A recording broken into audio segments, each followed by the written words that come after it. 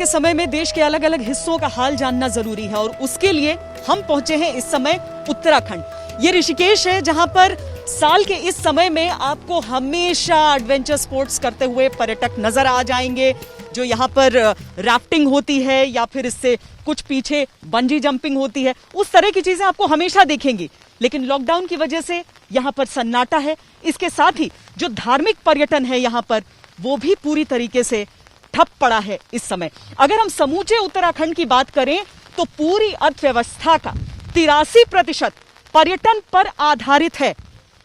यानी कि कितना बड़ा नुकसान इस समय यहां पर लोगों को उठाना पड़ रहा है।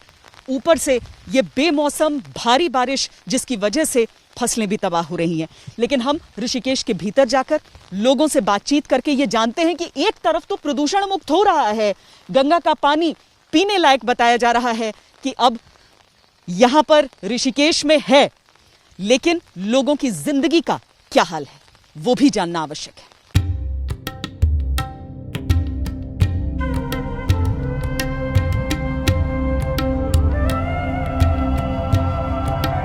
साधु संतों का डेरा हमेशा यहां पर रहता है गंगा जी के किनारे किनारे, लेकिन आप लोग यहाँ आरती होती है। डेरा तो नहीं, अभी फिलहाल हम बैठे हुए हैं, लॉकडाउन चल रहा है। ऋषिकेश की अगर हम मुख्य तौर पर बात करें तो यहाँ पर पर्यटन पर बहुत कुछ निर्भर करता है कि आप एडवेंचर स्पोर्ट्स से जुड़े हुए हैं यहाँ पर। वैसे तो आम दिनों में बहुत लोग आते हैं, लेकिन आजकल क्या? आजकल मैडम हमारे यहाँ जो ऋषिकेश में एडवेंचर स्पोर्ट्स है वो सिर्फ अब 3 महीने का है, अप्रैल मई और जून महीने का। इस समय जो यहाँ था, ये विश्व महामारी कोरोना के चक्कर में सारे क्राफ्टिंग, कैंपिंग और सारे एडवेंचर स्पोर्ट्स यहाँ पे खत्म हो चुके हैं।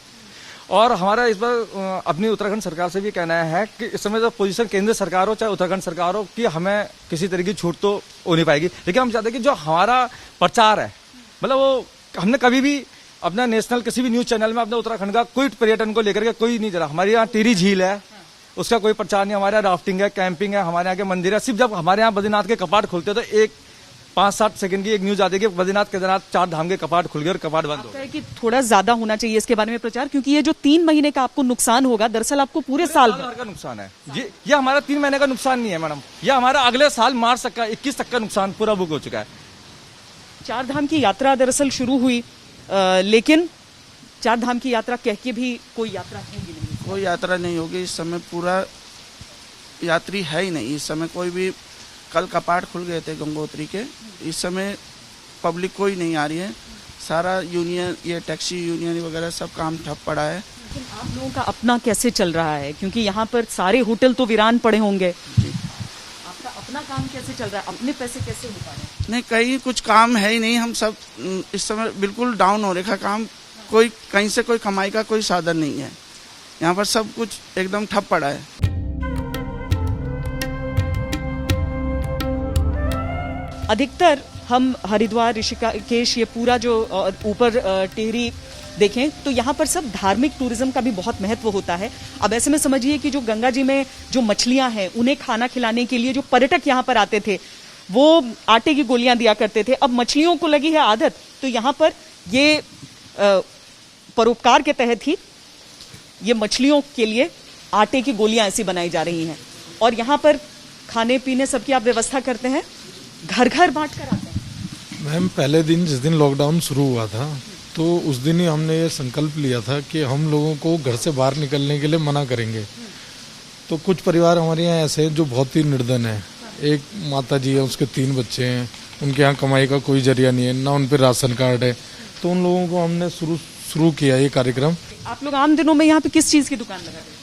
खाने की दुकान लगाता हूँ मैं। खाने की लगाते हैं, तो अभी अपनी कमाई छोड़कर आप बिना पैसे लिए लोगों के लिए हाँ जी, मदद कर रहे हैं। बिल्कुल। यही इसी ठेले पे लगाते हैं? इसी ठेले पे लगाते हैं। देखिए, दरअसल सोच होती है और सोच बहुत बड़ी चीज है।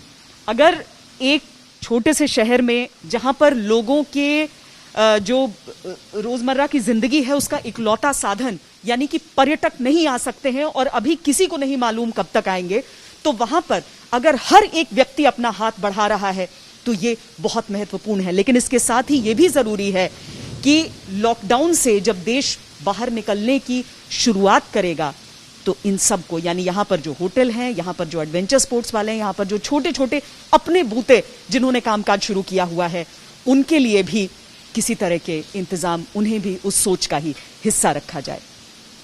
कृष्ण गोविंद के साथ और कैमरा पर्सन सैयद मोहसिन के साथ श्वेता सिंह, ऋषिकेश आज तक।